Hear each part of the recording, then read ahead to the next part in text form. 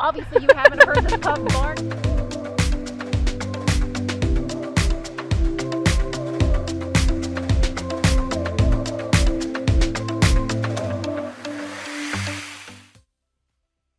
Welcome to Mornings on Main Street Clarksville. I'm your host, Stefanie Miller. Thanks for joining us because we are getting ready to talk about Fright on Franklin. We have all the details that you need before Saturday's trick-or-treating event. Let me also share with you that you need to head over to Rotary Park to gather all the candy that you can there before you head down to Franklin. After that, we talk to the professor behind the Percussion Ensemble Halloween Concert happening tonight. Tickets are sold out, but he talks to us about creating the music and more. Then we highlight World Polio Day and the work that Rotary International is doing to help to eradicate this disease. At the end of the show, stick around because we'll have our Sports Minute with Brady McAtamney. But before anything, we get a check of the wrap. Let's see what's making that with reporter Cheri Reeves. This is the wrap for the October 26th edition of Main Street Clarksville. A new Kroger grocery store and fuel center is being planned on Tinytown Road near Needmore Road to the east of the Goodwill store. The 130,000 square foot Kroger Marketplace will be located on a 15-acre site. There'll be more than groceries at this store, however. Housewares, clothing, and even furniture will be sold in that store. This large building is going to be constructed pretty quickly, anticipated to open in early 2025. Sadly, last week, we learned of another soldier, this one a teenager killed in a motorcycle crash in Clarksville. William Smallwood, age 19, died in that crash on Fort Campbell Boulevard. 9 veterans recently visited the Immaculate Conception School located on Madison Street in Clarksville to encourage students by opening up and letting them know about their service to country. The veterans were on hand for an activity that involved the students interviewing veterans for the annual Kiwanis Club of Clarksville's essay contest. The teacher said there were times you could hear a pin drop due to the students' interest. A large crowd was on hand this past week for the unveiling of Tiny Homes Ministry located in the heart of downtown Clarksville called Judy's Hope. The ministry provides safe housing options for women and children healing from broken places. 4 of those houses are for single women and 4 are for women with children. They've been constructed as transition homes while the women can secure employment. And that's the wrap. I'm Cheri Reeves, Main Street, Clarksville.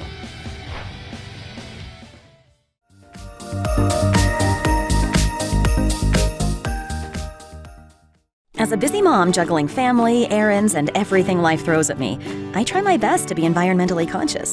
So of course, I buy flushable wipes thinking I'm doing the right thing. But it turns out flushable wipes aren't actually flushable. I found out the hard way when flushable wipes caused a clog and flooded my house with sewage. It ended up costing me thousands of dollars in damage and a big headache with the insurance company. It's safe to say our family will never flush a flushable wipe again, and instead put them where they belong, in the trash. It's the biggest racing show of the year, Friday through Sunday, November 3rd through 5th at Nashville Fairgrounds Speedway. 6 fast-paced divisions of racing on the quarter-mile Friday night, pole qualifying and 3 big feature events Saturday night, and the Curb Records Big Machine Vodka Spike Coolers All-American 400 on Sunday afternoon. Racing starts at 6:30 Friday, 5 o'clock Saturday, and 1 o'clock Sunday. Tickets available at Nashville Fairgrounds Speedway.racing or at the gate on race day. It's the 39th All-American 400 weekend, Friday through Sunday, November 3rd through 5th. Get your tickets now. We offer services for both men and women, breast, body, and face for both. People come to plastic surgery offices because they want to improve something that they feel is a flaw in themselves. About 10 years ago, our men's procedures were probably about 10% of what we did. Nowadays, it's more like 30 or 40%. Eyelid lifts, liposuction, and we even do hair transplants here. We are part of the community, and we want to be able to walk around and see faces in the community that we've made happy.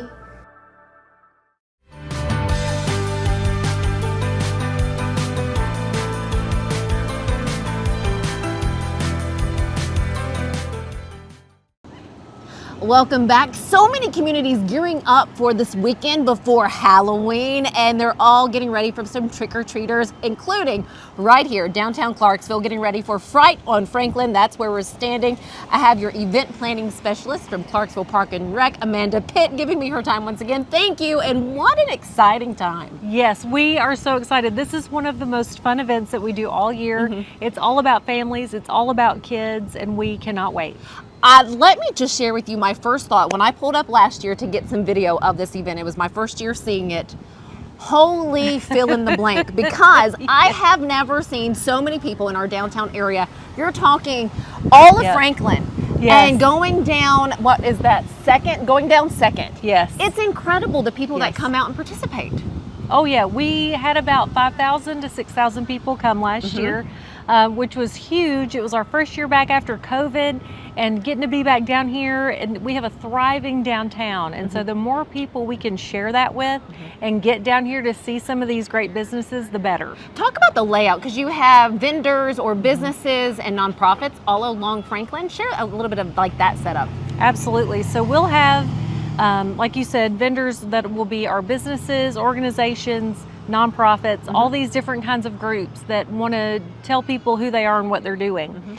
So it's, at the heart of it, it's a candy giveaway, but it's also promotion for some really great connections to be made with our small business owners and our really great organizations that we have. So it's just all about community and connection. So they'll be all the way down Franklin Street.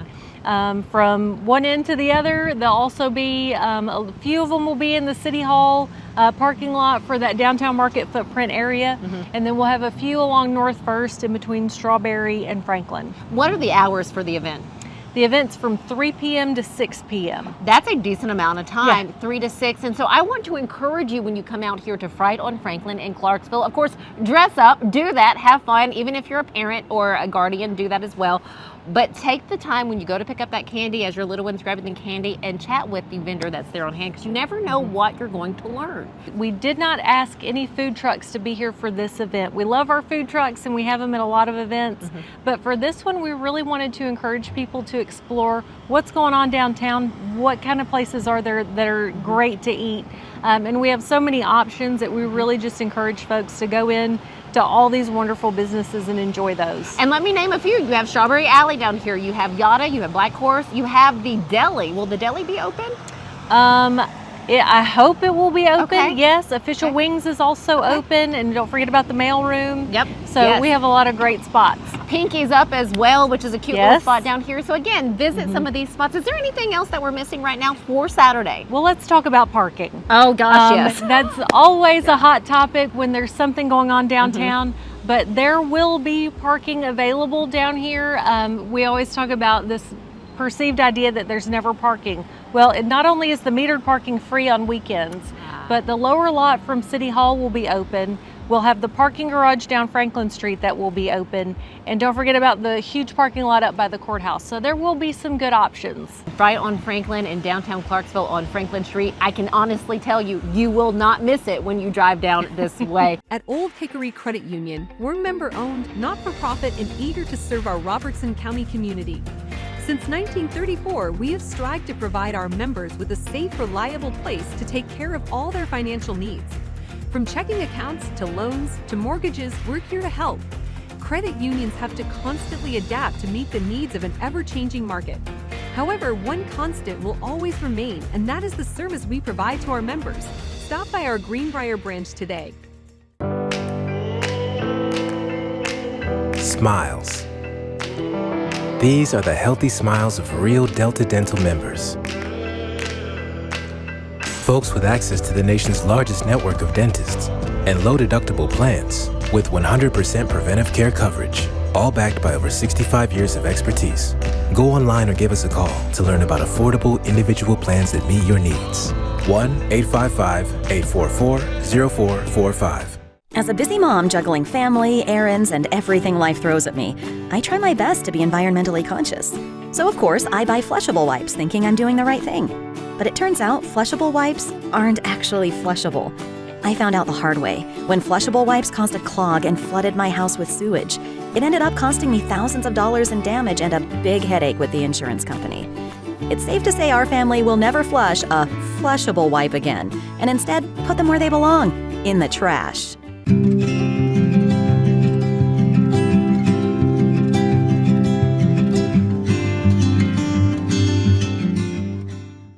Let me introduce you to the professor of music here at Austin Peay State University, David Steinquest. First off, David, thank you so much for your time. Sure.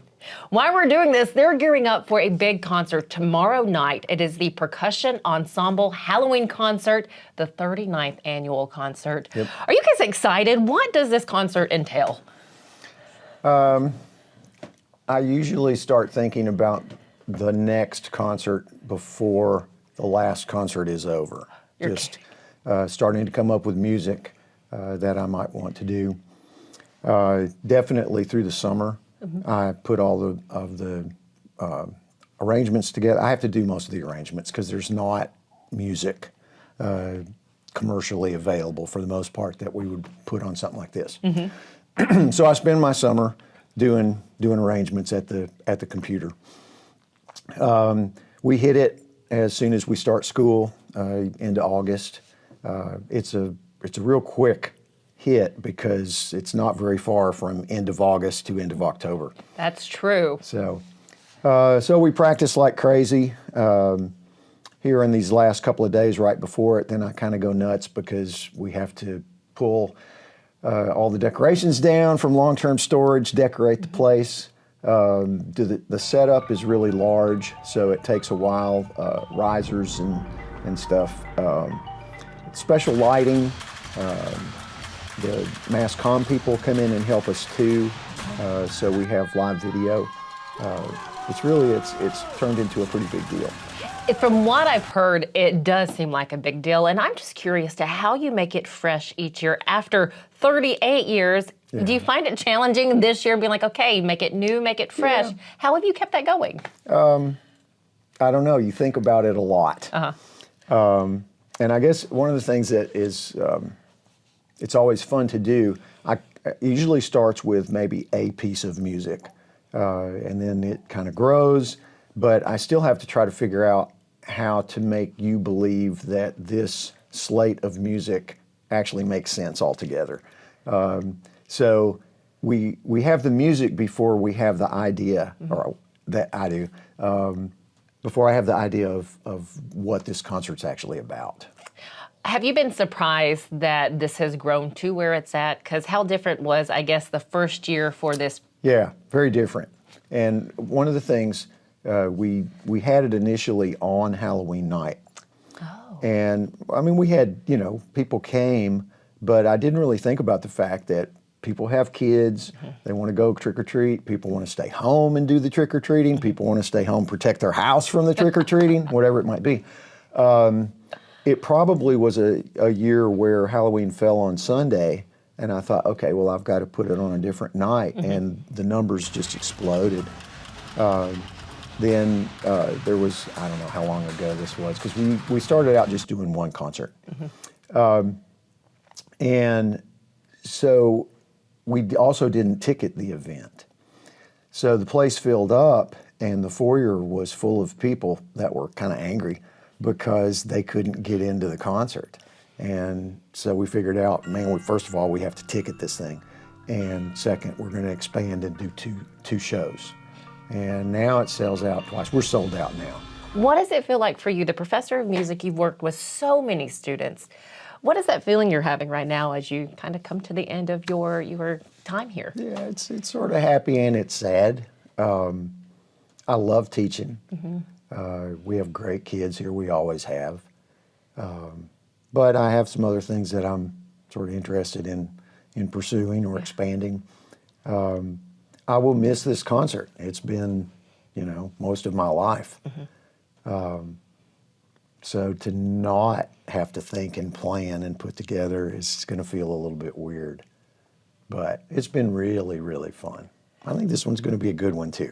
Well, I'm kind of sad that, well, not kind of, I am sad there's no more tickets left. Yeah. Sorry about no standing room. You know, you have to have your butt in a seat there to see this. But again, what exciting times for you? What are your students saying? Or what's been, I guess, your proudest moment? I don't know. You know, we're a small school. I've had some students that have been really successful, gone to really great graduate programs. Teaching at the university level. I've got a number of kids in the Texas public school systems, which is virtually teaching in college. Texas is a crazy place. So yeah, we've had a lot of success. Couple more questions for you. One, why did you make it to where you're asking for donations when they come into the concert? 2 cans of food. When did that start and why? Yeah, Alan Henderson was our chairman at the time, because we didn't start with even the option of paying money. And he had said, David, you know, loaves and fishes is a good thing, and we could really support it. You get a good crowd. If we do this, it doesn't really tax anybody to you know, have to come up with a couple of cans of corn, and so we can kind of do our good deed, and so I think that's been a really nice thing. I like, you know, packing the stuff into the car and driving it over to, you know, just to deliver what we were able to bring in. What a beautiful thing, not only what they're able to do, you know, on stage and share with people as far as the music. What are some of the pieces this year? There's a few classical kind of things. Ravel wrote a thing called Rhapsody Espagnole. The first part of that is kind of spooky. The Carmina Burana opens with just this humongous. I don't even know how to say how huge. It's like monstrously huge. And I'm using the marching band on that. They're actually coming down the aisles, so it's going to be massive. But we do popular stuff too. Wednesday is a show that's streamed that's really been big lately, a spinoff of the Addams Family. Danny Elfman wrote the music for that, and so we're doing the main and end titles of that. We're doing the flying theme from E.T., Metallica's Inner Sandman. I love it. So it's a real wide variety of stuff. Oh, it sounds like it. Okay, last question for you. Words of wisdom for anyone out there looking to get into music or, you know, trying to follow a dream, pursue a career. Any words of wisdom? No, just follow your dream, man, whatever it is. Work hard. Work hard is, you know, you got to put your 10,000 hours in to do it. But for me, it's been worth it. This has been really great. That's incredible. Anything I haven't asked you that you'd want to share with all of those watching? I don't know. You know, I'm sorry if you don't have a ticket. It will be live streamed. Oh, where can we watch it then? That's probably an important moment, huh? Yes. Yeah, if you go to the Austin Peay Music Department Facebook page, it's basically you do something like the page, and then that gets you on there where they'll send a link, or you're able to get to the link, and then you can watch it online. Oh, that's a relief. Thank you for sharing that with us. Thank you, David, so much for your time. David Steinquest, the professor of music here for Austin Peay State University, gearing up for the 39th annual Percussion Ensemble Halloween Concert happening tomorrow evening. Thank you for just sitting down with us. Thank you. Appreciate it. Anytime. Stick with us here on Mornings on Main Street. We have more coming up after this commercial break. Here at Rock and Roll Sushi, we're proud to be the original American-style sushi restaurant founded on great food and rock and roll music, boasting concepts and flavors that are big, bold, and loud. We're the only place to experience the rock you love and the rolls you love with the ones you love. Come see for yourself why we're the best sushi experience in town. Find us at 108 Morris Road in Clarksville, or visit our website at rockandrollsushi.com. As a busy mom juggling family, errands, and everything life throws at me, I try my best to be environmentally conscious. So of course, I buy flushable wipes thinking I'm doing the right thing. But it turns out flushable wipes aren't actually flushable. I found out the hard way when flushable wipes caused a clog and flooded my house with sewage. It ended up costing me thousands of dollars in damage and a big headache with the insurance company. It's safe to say our family will never flush a flushable wipe again, and instead put them where they belong, in the trash.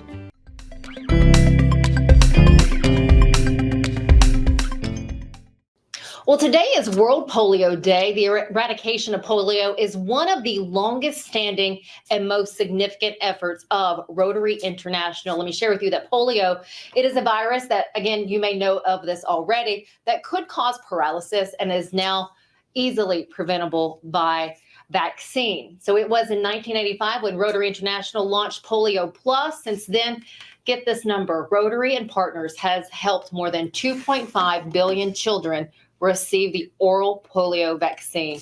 To share more with us about Rotary's efforts, I have Robert Huffman with us today. He's the District Foundation Chair and Zone Endowment and Major Gift Advisor for 6 states for Rotary. First off, thanks so much for your time. Thank you so much for having us. This has been huge for decades for Rotary. When it got started, what has kept this movement going forward throughout all of these decades? We made a promise to the children of the world that we would eradicate polio. It's a second disease that'll be totally eradicated from the face of the earth. And when you make a commitment to the children of the world that we can eradicate this disease if we can get to the children, we believe that it's important that we keep that promise. And we've been pursuing this now for a number of years. Go to rotary.org/donate. Just hit the donate button, select polio eradication, and you can make a donation. 60 cents is one immunization. So if you think about it, $30 donation, you help 50 children never be paralyzed in their lives because you've helped eradicate the disease. Can I just say 60 cents seems so easy because that is less than what it takes you to buy a pack of gum. Absolutely. When you think about, I'm spending $5 at my local coffee shop, the good that can be done. I give to polio every year. It's one of my charities of choice. That's beautiful. Take a look at a couple of pictures. We do have a couple of pictures for you this morning. So take a look at this. This is of Rotarian Kim from Hendersonville, Tennessee. Now, he has been on numerous trips to help administer the polio vaccine. So again, just a couple pictures for you to see of someone from our Tennessee area going over to help with this vaccine. Do a lot of Rotarians take that trip over to help with that? Kim in particular, he was in Africa, and to hear his first person account of the mother thanking him from traveling from America to save this child from not being crippled. And that night there was a crawler. It was a sibling and that's how they, in some third world countries, that's how they refer to children that have been paralyzed because they crawl. They refer to them as crawlers. And the crawler thanked him for ensuring his sister wouldn't be paralyzed by polio. Kim gets emotional about it, and it's difficult not to get emotional when you think about the value of human life and just some of the different ways. Eradicating this disease is important. Mm-hmm. Because it is contagious. It is a virus that passes from person to person. It is, and it's easily transmittable, and it travels in sewage. Mm-hmm. And we have some wonderful science to detect it. As you know, we had a recent detection in New York State just about a year ago now. And we've always said polio is one plane ride away from America. Well, somebody had been traveling internationally. They hadn't been immunized, and they actually had, they weren't paralyzed, but they had brought some of the virus to America, and it's been stamped out. It's not of concern. How many countries are left? Pakistan and Afghanistan. We've had 9 cases this year total. So when you say that when we started this effort in 1985 worldwide, we had 350,000 cases annually. Okay. To be down to 9 cases. We are literally, in Rotary, they started a campaign a few years ago, we're this close to eradicating polio. We're almost there. We'll have a 36-month countdown after the last case is detected, and then the World Health Organization will say that the disease has been eradicated. Beautiful words when that time comes. It'll be an amazing accomplishment that we've kept our promise. That's incredible. And I want to share the motto of Rotary International: one day, one focus, ending polio. For those, I would say for most people, you may know the name Wilma Rudolph. Absolutely. Share Wilma Rudolph's story. This is something I didn't realize until reading certain things just in the past couple of days. She is obviously a local Olympiad, and she had been afflicted as a child with the polio disease and was fortunate. She wasn't fully paralyzed. She overcame the disease, and then in 1960 became a triple gold medalist. Yeah. And that's just a local connection that Clarksville has with polio. And if you go back to the 1950s, I was at a display in a museum, and they said in the 1950s, there were 2 things you were concerned about: thermonuclear war because of the height of the Cold War, and contracting polio in the summer months. And it wasn't always thermonuclear war that was at the top of your concern. It was protecting the children locally. They'd close pools locally. It was a very different time before the vaccine was out. Wow. Yeah, and I remember as a child growing up, you don't see anyone today that's been afflicted by polio. But as a child, there were people that had been afflicted older than myself. So we have recent history with that disease. And eradication efforts will continue on. And again, with your donation, you can make a big difference if you have interest in doing that. And again, where can people go to make that donation? Easiest way to make a donation, rotary.org/donate, select polio eradication, and make your donation. I do want to highlight something else. The local Rotary clubs here in the Clarksville, Montgomery County area, they've now partnered with Mayor Wes Golden to do the following. They're lighting up the R.J. Corman Bridge in purple to promote polio awareness and just to bring more attention to it. Robert, is there anything else that I haven't asked that you would want people to know that people maybe need to know? Why purple? Yes. We keep saying, well, light up the bridge in purple. We have purple pinky donut.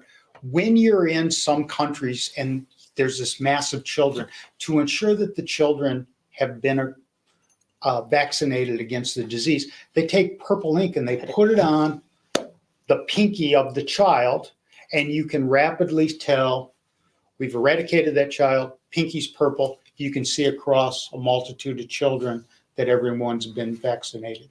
Thank you for sharing that. Appreciate your time. Stick with us here on Mornings on Main Street. We have more coming up after this break.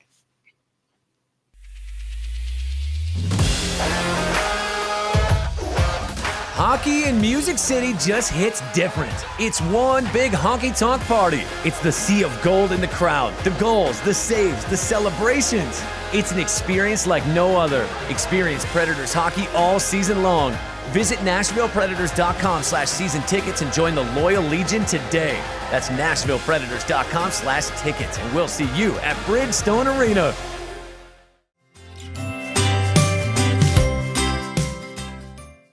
Hi, I'm Brady McAtamney, sports editor at Main Street Clarksville, and this is Sports Minute. We're going to start on the football field where, of course, the big game was Clarksville High versus Rossview. It was a close game at halftime at just 7-7, but Clarksville High scored 3 second-half touchdowns to win the game, 28-7, win the region, and take the Warfield Shield back for a 6th straight season. Moving on, Kirkwood defeated Kenwood 29-20 to keep their postseason hopes alive. That game ended Kenwood's postseason chances. Northeast and Northwest took a battle in a winless game, and Northeast won that game. They got the win 30-24. Big win for the Eagles to make sure that they don't have a winless season. Of course, that knocks Northwest down to 0-9. Montgomery Central and West Creek both lost their games. Clarksville Academy took a loss as well, and of course, as we already mentioned, Rossview took a loss there. Austin Peay football played a huge game going to Southern Utah and coming back from down 3 touchdowns to win that game in double overtime to stay undefeated in UAC play. It's their 5th win in a row. They're looking to sell out the fort this week against UNA. Additionally, soccer season ended in Montgomery County this week as both Clarksville and Rossview lost in the state sectional games, unfortunately ending their season shy of state. This has been a Sports Minute. I'm Brady McAtamney.